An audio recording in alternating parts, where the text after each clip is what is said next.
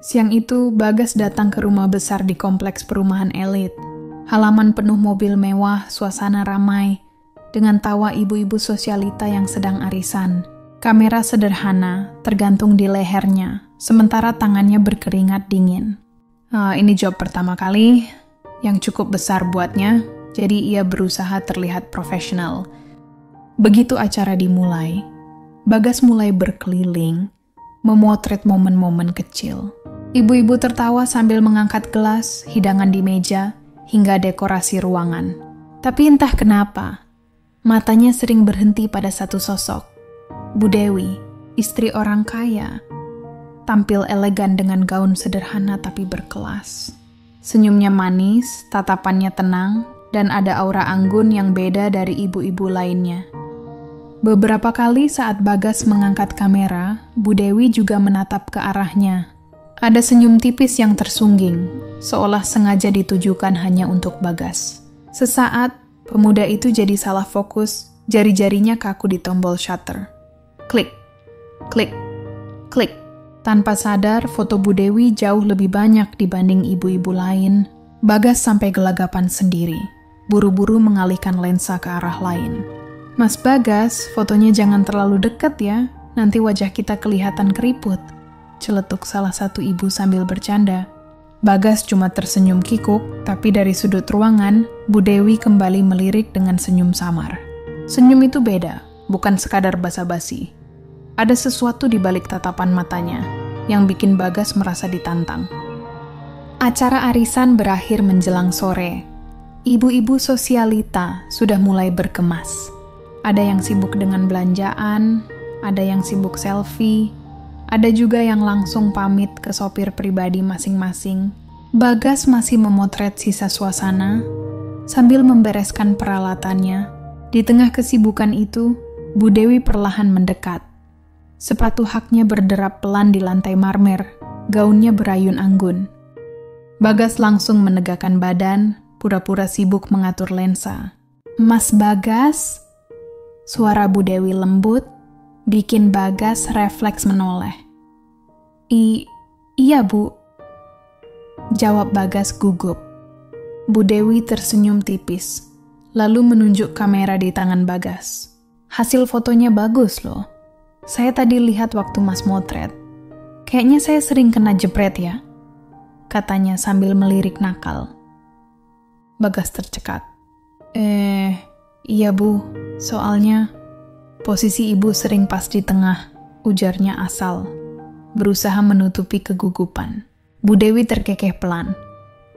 Senyumnya lebih lebar kali ini, dan tatapannya bertahan sedikit lebih lama dari biasanya. Ia lalu mengeluarkan ponsel dari tas kecilnya. Sentuh layar sebentar lalu bicara pelan. Boleh saya minta nomor Mas Bagas? Nanti kalau ada acara lagi gampang hubunginnya. Bagas buru-buru mengangguk. Saat Bu Dewi menyerahkan ponselnya, tangannya sempat menyentuh lengan Bagas. Sentuhan singkat, tapi cukup untuk membuat jantung pemuda itu berdetak lebih kencang. Maaf, ucap Bu Dewi sambil tersenyum. Ndak apa-apa, Bu. Bagas menjawab, suaranya nyaris tercekat. Nomor pun tersimpan. Sebelum pergi, Bu Dewi menatapnya sekali lagi. Ada senyum samar di ujung bibirnya, senyum yang tidak sekadar basa-basi. Senyum itu seperti kode rahasia yang hanya Bagas dan Bu Dewi mengerti. Bagas terdiam cukup lama setelah Bu Dewi pergi. Pikirannya kemana-mana. Kamera di tangannya masih tergantung, tapi pikirannya sibuk memutar ulang senyum itu. Senyum yang diam-diam membuat darah mudanya bergejolak. Akhir pekan itu, Bagas mendapat pesan singkat dari Bu Dewi. Mas, minggu ini bisa ikut nggak? Saya dan teman-teman mau piknik, mau foto biar ada kenangan. Bagas menatap layar ponselnya lama. Jantungnya berdegup kencang. Meski agak ragu, ia tahu pasti kesempatan ini jarang. Ini sulit ditolak. Hari Minggu, Bagas sudah menunggu di lokasi yang disepakati. Sebuah taman kota dengan gazebo dan pohon rindang. Tak lama, mobil SUV hitam berhenti tak jauh darinya. Dari dalam, turunlah Bu Dewi bersama 3 temannya. Semua terlihat cantik, tampil modis, parfum wangi, dan berkelas. Mas Bagas, makasih ya udah mau datang, sapa Bu Dewi dengan senyum hangat. Bagas hanya mengangguk sambil mengangkat kamera. Siap, Bu. Nanti biar saya fotoin semua momennya. Piknik pun dimulai.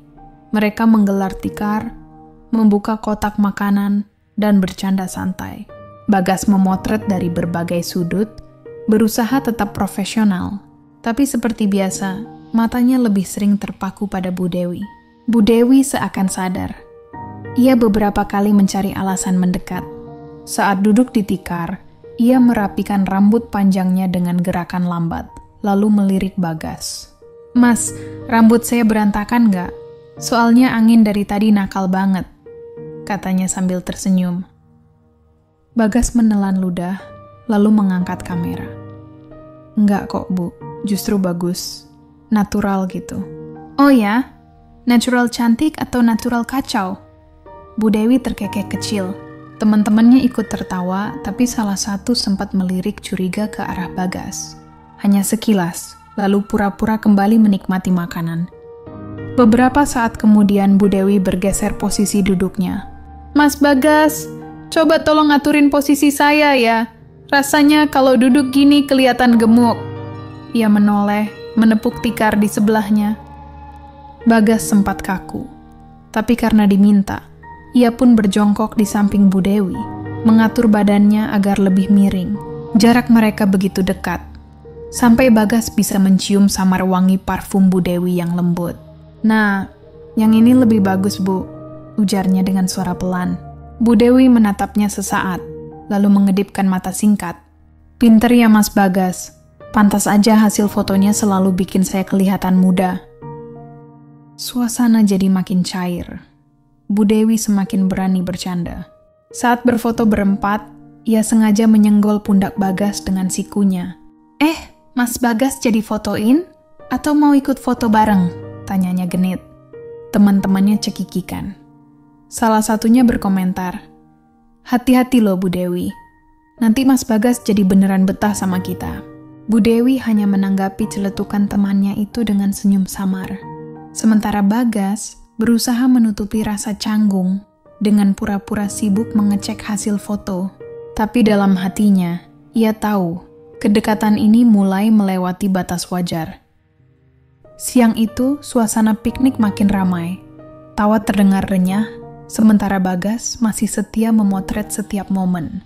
Tapi tiba-tiba ponselnya bergetar. Nama ibunya muncul di layar. Bagas mundur sedikit dari kerumunan dan mengangkat panggilan.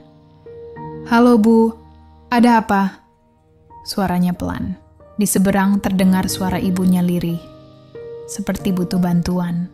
Gas, bisa kirim uang enggak, Nak? Adikmu besok harus bayar biaya sekolah. Kalau enggak, bisa ditahan ijazahnya.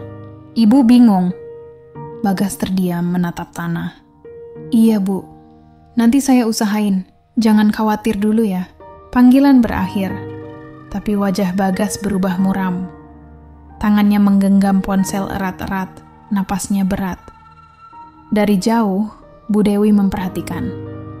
Ia meninggalkan teman-temannya, lalu berjalan mendekat. Mas Bagas, panggilnya lembut. Bagas buru-buru tersenyum kaku. Oh, enggak apa-apa Bu, tadi cuma telepon rumah. Bu Dewi mengernyit tipis. Ia berdiri tepat di depannya, menatap wajah pemuda itu lekat-lekat. Saya lihat tadi, kamu kok ekspresinya berubah? Ada masalah ya? Bagas terdiam. Berat sebenarnya untuk cerita, tapi tatapan Bu Dewi terasa tulus. Akhirnya ia menghela napas. Ibu saya minta uang, Bu, buat bayar sekolah adik. Ayah saya kan sudah meninggal.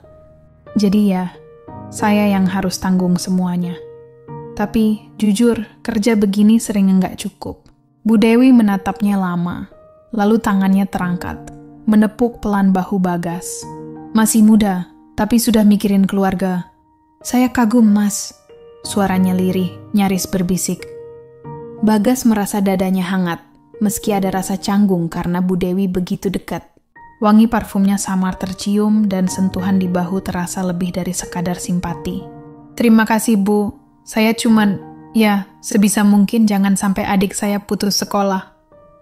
Bu Dewi tersenyum, tapi matanya menyimpan sorot berbeda. Ada kekaguman, tapi juga sesuatu yang lebih sulit dijelaskan. Sejak momen itu, garis tipis antara perhatian biasa dan keintiman mulai kabur. Sementara dari kejauhan, 3 teman Bu Dewi hanya melirik sekilas. Mereka sadar ada sesuatu, tapi memilih pura-pura sibuk dengan bekal masing-masing. Bagi Bagas, hari itu bukan sekadar piknik. Itu adalah awal dari kedekatan yang tak lagi bisa ia abaikan. Sejak pulang piknik itu, Bagas mulai menyadari notifikasi di ponselnya sering muncul dengan nama Bu Dewi. Awalnya cuma soal foto, minta hasil editan, tanya kapan bisa ambil file, atau minta Bagas upload di grup. Tapi lama-lama, chatnya jadi beda. Lagi apa, Gas? Udah makan belum? Kadang disertai emotikon senyum, atau wink yang bikin Bagas mikir 2 kali sebelum jawab. Suatu malam, Bu Dewi tiba-tiba kirim selfie. Mukanya polos tanpa make up, hanya daster bunga-bunga. Bagas kaget, jantungnya berdetak cepat. Ia sempat ragu mau balas apa, tapi akhirnya hanya menuliskan, "Cantik Bu, meski tanpa filter." Balasan itu bikin Bu Dewi kirim emoji malu-malu. Dari situ, obrolan mereka makin cair. Kadang Bu Dewi sengaja godain, "Kamu ini bikin tante salah tingkah loh." Bagas cuma tertawa di balik layar, pura-pura nggak serius padahal dadanya hangat. Perhatian-perhatian kecil itu pelan-pelan bikin Bagas kecanduan. Malam-malamnya yang biasanya sepi, kini selalu ditunggu. Ada pesan baru dari Bu Dewi, ada foto, ada kalimat manis. Diam-diam, kedekatan itu bukan lagi soal foto. Mereka sama-sama tahu, tapi masih pura-pura nggak sadar. Hari itu, tiba-tiba Bu Dewi mengirim pesan singkat ke Bagas. "Gas, kalau malam ini kosong, ketemu di kafe deket taman ya. Tante pengen ngobrol berdua." Awalnya, Bagas sempat ragu. Bertemu berdua jelas beda rasanya dibanding rame-rame bareng teman Bu Dewi. Tapi rasa penasaran dan magnet yang sudah terlanjur kuat bikin ia mengiyakan. Malamnya, Bagas datang lebih dulu. Kafe itu temaram, lampu kuning hangat, musik akustik pelan.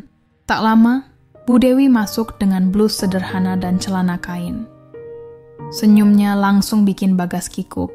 Mereka duduk berhadapan, pesan minuman. Obrolan awalnya santai, soal kuliah Bagas, soal pekerjaan Bu Dewi. Tapi suasana cepat berubah ketika Bu Dewi mulai memainkan rambutnya sambil menatap Bagas lama-lama. "Gas," katanya sambil tersenyum tipis. "Kok kamu kelihatan makin dewasa ya sekarang?" Bagas hanya tertawa canggung, tangannya sibuk memegang gelas agar tidak gemetar. Sesekali Bu Dewi menyentuh tangan Bagas, seolah tak sengaja saat mengambil sendok gula. Sentuhan ringan itu bikin jantung Bagas berdebar lebih kencang. Ada perasaan aneh antara salah dan nyaman. Mereka berbicara lama. Tapi di antara kata-kata, ada keheningan yang justru lebih bising, tatapan yang bertahan terlalu lama, senyum yang terlalu hangat, dan sentuhan yang seharusnya tak perlu terjadi. Bagas tahu ada sesuatu yang sedang tumbuh, sesuatu yang tidak bisa ditolak meski berusaha. Sejak malam pertemuan di kafe itu, langkah Bagas makin jauh. Ia masih punya pacar, seorang gadis sederhana yang setia menunggunya. Tapi di sisi lain, Bu Dewi hadir dengan segala perhatian dan kebaikan yang sulit ditolak. Tak jarang Bu Dewi mengirimkan transfer kecil untuk membantu kebutuhan Bagas. Kadang ia juga memberi hadiah, baju, sepatu, bahkan parfum. Bagas berterima kasih, meski dalam hati ada rasa bersalah. Namun rasa bersalah itu selalu kalah setiap kali Bu Dewi mulai genit. "Gas, selfie bareng yuk, biar ada kenang-kenangan," ucap Bu Dewi suatu sore setelah mereka makan bersama. Bagas menuruti. Di beberapa foto, Bu Dewi sengaja mendekat terlalu rapat. Tangannya merangkul lengan Bagas. Tante, jangan deket-deket gitu, nanti ada yang lihat," gumam Bagas setengah bercanda. Bu Dewi hanya terkekeh. "Biarin aja, toh tante seneng kok deket kamu." Rasa penasaran Bagas pun makin tumbuh. Bagas sadar, tatapan Bu Dewi seringkali turun lebih rendah dari matanya. Dan Bagas sendiri, meski pura-pura cuek, mulai menikmati setiap lirikan nakal, setiap senyum yang seolah mengundang. Malam-malam Bagas sering memikirkan dua sosok berbeda, pacarnya yang tulus dan Bu Dewi yang penuh godaan. Ia tahu bermain api berbahaya, tapi justru itu yang membuat semuanya terasa semakin mendebarkan. Hari itu, Bu Dewi tiba-tiba menghubungi Bagas. Suaranya manja di telepon, berbeda dari biasanya. "Gas, Tante lagi penat banget. Bisa temenin Tante keluar malam ini?" Bagas awalnya ragu. "Mau kemana, Bu?" "Ya, jalan aja. Ngopi atau mungkin adalah sebentar aja. Tante butuh suasana baru," jawab Bu Dewi setengah berbisik. Bagas terdiam. Kata adalah membuat darahnya berdesir. "Bu, jangan deh. Nanti orang salah paham." Bu Dewi hanya tertawa kecil. "Kamu takut ya? Tenang, nggak ada yang tahu. Cuman kita berdua." Sore itu juga mereka janjian di sebuah kafe dekat pusat kota. Bu Dewi datang dengan gaun sederhana tapi elegan. Rambut digerai, bibirnya merah tipis. Bagas sempat salah tingkah ketika Bu Dewi duduk di hadapannya sambil memainkan sedotan minuman. Obrolan mereka ringan, tapi penuh kode. Bu Dewi beberapa kali menatap Bagas lama-lama, lalu tersenyum nakal. "Gas, kalau Tante ngajak terserah Tante, kamu mau nggak?" Tanyanya tiba-tiba. Bagas tercekat. Kalau cuma nemenin, ya boleh-boleh aja." Beberapa menit kemudian, mereka sudah berada di mobil Bu Dewi, menuju penginapan bintang 4. Perjalanan itu hening, tapi tangan Bu Dewi sempat menyentuh paha Bagas, membuatnya makin gugup. Di lobi, Bu Dewi begitu percaya diri. Ia memesankan kamar dengan senyum tenang, seolah ini bukan pertama kalinya. Bagas hanya menunduk, berusaha menyembunyikan wajahnya. Begitu pintu kamar tertutup, atmosfer serasa berubah drastis. Lampu temaram, aroma parfum Bu Dewi memenuhi ruangan. Ia melepas kardigan tipisnya, lalu duduk di sofa sambil menatap Bagas. "Sini deket Tante, jangan jauh-jauh," ucapnya sambil menepuk kasur. Bagas duduk pelan di sampingnya. Ada jarak kecil di antara mereka, tapi aura Bu Dewi terasa membakar.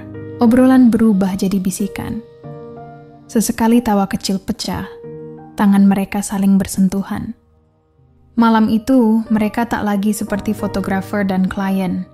Bu Dewi berani merangkul, sementara Bagas tak kuasa menolak. Suasana makin panas, sampai-sampai waktu terasa cepat sekali berputar. Menjelang tengah malam, Bu Dewi akhirnya menghela napas panjang. "Sudah cukup, kita pulang." Bagas hanya diam terus mengangguk, wajahnya masih merah. Perjalanan pulang, di dalam mobil terasa aneh, hening, tapi penuh arti. Sesekali Bu Dewi melirik Bagas dengan senyum tipis, lalu berkata pelan, "Gas, malam ini jangan kamu lupain ya." Bagas tersenyum kaku, hatinya berkecamuk. Ia tahu, setelah malam itu, hubungannya dengan Bu Dewi rumit. Beberapa hari setelah malam itu, Bu Dewi kembali menghubungi Bagas. Suaranya manja, seperti masih haus perhatian. "Gas, Tante mau ketemu kamu.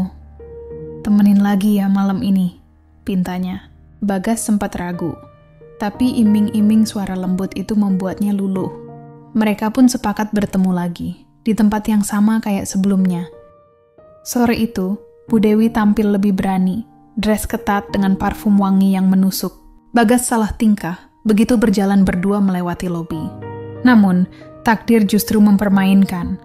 Saat mereka baru saja menuju lift, suara familiar terdengar. "Bagas!" Bagas terperangah. Di seberang lobi berdiri pacarnya, dengan wajah kaget bercampur marah. Matanya langsung menatap tajam ke arah Bu Dewi, lalu kembali ke Bagas. "Ini, apa maksudnya?" Suaranya bergetar. Bagas panik. "Sayang, ini nggak seperti yang kamu pikirin." Namun kata-kata itu terdengar kosong. Situasi terlalu jelas untuk dibantah. Pacarnya mendekat, menahan air mata sekaligus amarah. "Gas, kamu sama ibu-ibu? Jadi semua uang yang kamu pakai?" Dari dia, Bagas gelagapan, menoleh ke Bu Dewi yang tampak pucat. Wanita itu hanya terdiam, kecewa sekaligus terluka. Dalam hitungan detik, Bagas mengambil keputusan bodoh. Ia lari, bukan ke arah pacarnya, bukan pula ke arah Bu Dewi. Ia keluar begitu saja dari lobi, meninggalkan keduanya. Pacarnya menangis keras, sementara Bu Dewi berdiri kaku. Tatapannya kosong, hatinya hancur. Jadi selama ini, aku cuma dipermainkan, gumamnya lirih. Malam itu, Bu Dewi merasa dikhianati. Sedangkan Bagas di luar sana berlari tanpa arah. Dia berharap bisa menyelamatkan hubungan aslinya, meski tahu luka yang ia tinggalkan terlalu dalam untuk sembuh. Sejak kejadian di lobi hotel itu, Bu Dewi sama sekali tak pernah menghubungi Bagas lagi. Nomornya diblokir, semua chat tak pernah sampai. Media sosialnya pun ditutup rapat. Bu Dewi benar-benar menghilang, seolah ingin menghapus semua jejak. Bagas awalnya mencoba menghubungi, berharap masih ada kesempatan menjelaskan. Tapi nihil, ia hanya bisa menatap layar ponsel kosong, dengan rasa bersalah yang menyesakkan dada. Hari-hari berikutnya, Bagas kembali pada rutinitas sederhana. Dia bekerja seadanya, menghidupi ibu dan adiknya dengan sisa tenaga. Pacarnya pun masih dingin, walau perlahan mulai menerima Bagas kembali. Namun, bayang-bayang Bu Dewi tetap menghantui pikirannya. Ia sadar, semua kemewahan yang pernah ia nikmati dari Bu Dewi hanyalah semu. Uang, hadiah, perhatian, semuanya hanya sementara. Yang tertinggal hanyalah penyesalan. Di suatu malam sepi, Bagas termenung di kamar. Wajah Bu Dewi terbayang jelas.